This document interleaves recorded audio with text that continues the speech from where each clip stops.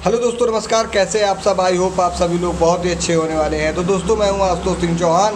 और आज हम लोग आ चुके हैं यहाँ पर अपने एक न्यू वीडियो पर, जहाँ पर आज हम लोग बात करने वाले हैं कि पशुपालक भाई अपने पशुओं के इलाज का जो होने वाला खर्चा है उसको कम कैसे कर सकते हैं। देखिए पशुपालक भाइयों, ये मेरा चौथा वीडियो है इस प्रक्रम पे, या हम लोग कहें कि हम लोगों ने ये जो जागरूकता अभियान बनाया हुआ है इसका ये चौथा एपिसोड है हमारा,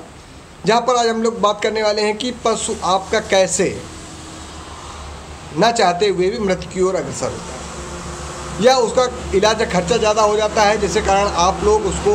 अच्छे से नहीं दिखा पाते हैं और उसकी असमय मृत्यु हो जाती है। तो आज हम लोग उस बारे में भी बात करने वाले हैं।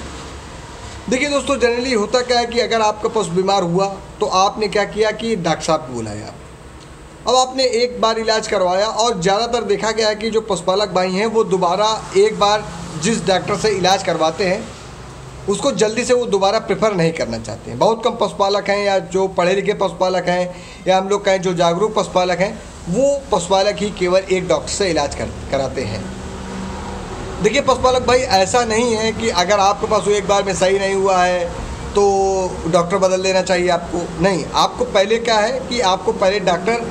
अच्छा डॉक्टर चूज़ करना है, पढ़ा लिखा डॉक्टर चूज़ करना है। मगर उसके बाद अगर उसका इलाज चल रहा है, जैसे मान लीजिए थनैला का इलाज चल रहा है, या वायरल फीवर का इलाज चल रहा है, या हम लोग कहें लंपी का इलाज चल रहा है, या हम लोग कहें प्रोटोजोआ हो गया है, उसको प्रोटोजोआ वाली कोई बीमारी हो गई है, या गला घोटू हो गया है, तो जो उसका इलाज है अगर वो इलाज चल रहा है तो आप उनसे पूछ लीजिए कि डॉक्टर साहब इसका इलाज कितने दिन चलेगा, या हम लोग कहें इसको कितनी खुराकें दवा की लगेंगी।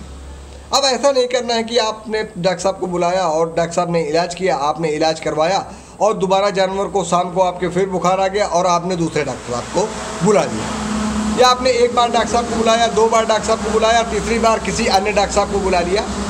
तो इसकी वजह से क्या हो जाता है कि आपके इलाज का होने वाला खर्चा भी बढ़ जाता है, और कुछ ऐसे इंजेक्शन होते हैं जो बार बार रिपीट होने से, या हम लोग कहें बार बार लगने से,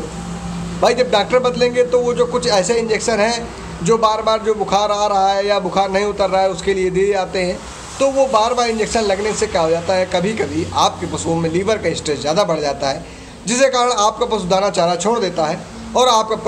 पशु तनाव की ओर होता हुआ मृत्यु की ओर अग्रसित होता है।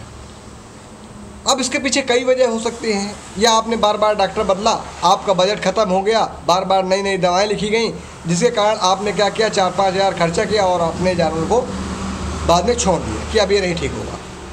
इसके पीछे एक दूसरी वजह भी होती है कि अगर आपने दूसरे डॉक्टर को दिखाया तो उन्होंने जहाँ तक पहुँच पाए थे वो वहाँ तक पहुँचे, मगर जब दूसरे डॉक्टर साहब आएंगे तो उनका जो व्यू ऑफ एंगल होगा वो दूसरा होगा। अब जब उनका व्यू ऑफ एंगल दूसरा होगा तो वहाँ पर दूसरी दवाएं चलेंगी, हो सकता है कि वहाँ पर कुछ कॉम्प्लिकेशन आ जाए। इसलिए आपको एक ही डॉक्टर पर ज़्यादा भरोसा करना है। मेरे हिसाब से जो मेरा मानना है वो यही है। दूसरी बात क्या करनी है आपको कि आपको पुरानी भ्रांतियों में नहीं पड़ना है कि पता चले अब आपके पशु को, मान लीजिए हम लोग कह रहे हैं कि थनैला हो गया, तो बहुत सारे पशुपालक भाई हमारे क्या करते हैं कि चलो थनैला झरवा लेते हैं चल के, या कुछ पशुपालक भाई जो बहुत ज़्यादा पशु पाले हुए हैं, पुराने समय से पशु पाले हुए हैं, तो एक पुरानी भ्रांति है कि डेटॉल पिला दीजिए। तो इस प्रकार की चीज़ें भी आपको नहीं करनी है। आपको, आपके पशु बीमार हुआ है, तुरंत आपको अपने डॉक्टर साहब को बुलाना है। देखिए कुछ बीमारियां ऐसी हैं जो कि बहुत ही हम लोग कहें क्रोनिक है, और वो बीमारियां अगर आप लोग थोड़ा सा टाइम दे देते हैं तो वो बीमारियां ये तो नहीं ठीक होती हैं, ये तो उनके ठीक होने में जो लगने वाली लागत है वो बढ़ जाती है। तो आपको इस प्रकार की चीज़ों को ध्यान देना होगा, जो मैं बार बार आप लोगों को बता रहा हूँ। तो आपको एक जिम्मेदार नागरिक बनना है, तभी आप लोग क्या कर सकते हैं, अपने होने वाले पशु का जो इलाज है वो सस्ता कर सकते हैं, अच्छा कर सकते हैं, अपने पशु की असमय मृत्यु से उसको रोक सकते हैं। तीसरी बात, इलाज में बदलाव। अभी मैंने बताया आपको कि आपने डॉक्टर बदले तो इलाज में बदलाव हो गया, तो इससे भी क्या होता है, प्रॉब्लम हो जाती है, आपका पशु में जो होने वाला इलाज है उसका खर्चा बढ़ जाता है। तो आपको एक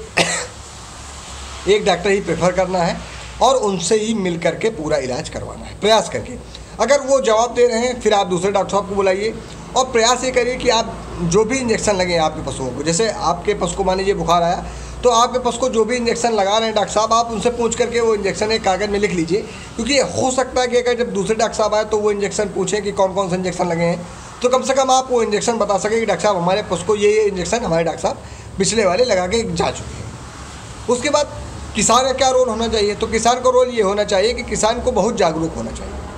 किसान को जागरूक क्या होना चाहिए कि जैसे अगर उसका किसी भी समय पशु बीमार हो रहा है तो सबसे पहले उसको जो जो साइन आ रहे हैं, मतलब जो जो उसके लक्षण आ रहे हैं बीमारी के, जो जो उसको साइन एंड सिम्टम्स हो रहे हैं, या हम लोग कहें उसका तापमान कितना जा रहा है, या जानवर हाँफ रहा है, या जानवर लार गिरा रहा है,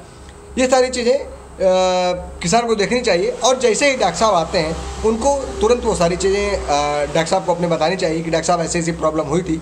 हमने इसको कीड़े की दवा दी है या नहीं दी है, या हमारा पशु क्या है, गाभिन है कि या नहीं गाभिन है। तो ये सारी चीज़ें भी आपको ध्यान देनी चाहिए, जिसकी वजह से क्या हो सकता है, आपका पशु जो है वो अच्छे इलाज की ओर अग्रसर हो सकता है। उसके बाद अगर हम लोग बात करें दोस्तों कि और क्या वजह हैं जिसकी वजह से हमारे जो पशुपालक भाई हैं वो परेशान हो जाते हैं, तो इसमें सबसे जो बड़ी वजह निकल के आई है कि जो हमारे पशुपालक भाई हैं वो अगर मान लीजिए वो 10 साल या 15 साल से जानवर पाले हुए हैं, या उनके पास 10 या 15 जानवर हैं, तो वो खुद थोड़ा सा डॉक्टर बन जाते हैं।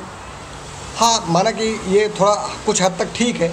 मगर उसके बाद आपको हमेशा डॉक्टर के टच में रहना है, आपको पशु चिकित्सा अधिकारी के टच में रहना है। पशु फार्मासिस्ट या हम लोग कहें जानवरों के जो फार्मासिस्ट होते हैं उनके टच में रहना है, या पशुधन प्रसार अधिकारी के टच में रहना है। ये जो मेडिकल स्टोर संचालक भाई हमारे जो पढ़े लिखे हैं फार्मासिस्ट हैं, उनके आप संपर्क में रह करके अपने पशुओं में होने वाली जो भी नई प्रकार की बीमारियां हैं, जैसे हम लोग कहें कि अब क्या है कि बहुत समय से एंटीबायोटिक चल रहे हैं, बात बात पे हम लोग एंटीबायोटिक का यूज़ कर रहे हैं,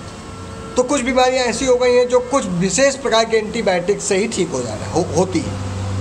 अन्य प्रकार के एंटीबायोटिक से ठीक नहीं होती हैं, या हम लोग कहें उनमें स्ट्रेन आ गया है, या उनमें हम लोग कहें चेंज आ गया है, या हम लोग कहें कि वो बीमारी का जो स्तर था, ये जो बीमारियाँ हैं वो बदल चुकी हैं। तो इसके लिए कि भी क्या है कि कुछ जो नए इलाज हैं उनमें थोड़ा सा टाइम लग जा रहा है, या हम लोग कहें कि जो जैसे वायरल बीमारियां हैं या प्रोटोजोल बीमारियां हैं या जो बैक्टीरियल बीमारियां हैं वो थोड़ा सा टाइम ले रही हैं, जैसे 3 से 4 दिन या 5 दिन या 1 हफ्ते इलाज में। तो उसमें आपको दोस्तों लगातार बंध के ही इलाज करवाना है। अगर आपके पशु को मान लीजिए वायरल वाली बीमारी हो गई है, जैसे हम लोग कहें या तो लंपी स्किन डिसीज हो गई है, या हम लोग कहें खुरपका मुँह पका हो गया है, तो वहाँ पर आपको ऐसा नहीं करना है कि आपने आज डॉक्टर बुलाया और 2 दिन इलाज करवाया, 1 दिन इलाज करवाया, उसके बाद आपने अपने पशु को ऐसे ही छोड़ दिया। तो इसमें क्या है कि आपके पशु में थोड़ा सा दिक्कत तो आती ही आती है, क्योंकि इलाज का खर्चा भी बढ़ जाता है, आपके पशु का जो बीमारी की अवधि है वो भी बढ़ जाती है, जिससे आपके पशु में थोड़ा सा प्रॉब्लम आ जाती है। तो अगर आपको इस प्रकार की चीज़ें मिल रही हैं तो आपको क्या करना है कि आप कुछ देसी दवाएँ दे सकते हैं। आप प्राइमरी रूप से हल्दी का यूज़ कर सकते हैं, जो कि एंटीसेप्टिक भी है, एंटीबायोटिक भी है, और उसके साथ इसके एंटी कैंसरस गुण भी हल्दी में पाए गए हैं, तो आप लोग इसका यूज़ कर सकते हैं। उसके साथ में आप लोग सौंफ का यूज़ कर सकते हैं। ये क्या करती है कि थोड़ा सा ठंडी होती है और ये एंटी फ्लैटुलेंस टाइप का एक्शन देती है, मतलब जो पेट में या हम लोग कहें आंतों में गैस है, या हम लोग कहें जो रूमन में गैस फंसी हुई है, जो बुलबुले बने हुए हैं,